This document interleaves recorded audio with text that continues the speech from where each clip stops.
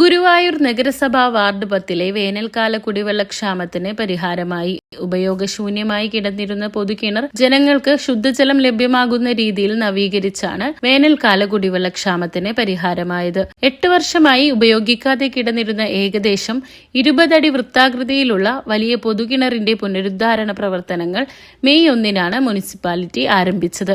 കിണർ ശുചീകരണം, മോട്ടോർ അറ്റകുറ്റപ്പണി, ഷെഡിനകത്തെ സാങ്കേതിക പ്രശ്നങ്ങൾ പരിഹരിക്കൽ എന്നിവ പൂർത്തിയാക്കി വെള്ളം ക്ലോറിനേറ്റ് ചെയ്ത് ശുദ്ധീകരിച്ച ശേഷമാണ് ജനങ്ങൾക്ക് വിതരണം ചെയ്യാനുള്ള ഒരുക്കങ്ങൾ പൂർത്തിയാക്കിയത്. വരാനിരിക്കുന്ന വർഷങ്ങളിലെയും വേനൽക്കാലങ്ങളിൽ വാർഡ് 10 സമീപ വാർഡുകളിലെയും ജനങ്ങൾക്ക് ഇത് വലിയ ആശ്വാസമാകുമെന്ന് വാർഡ് കൗൺസിലർ പറഞ്ഞു.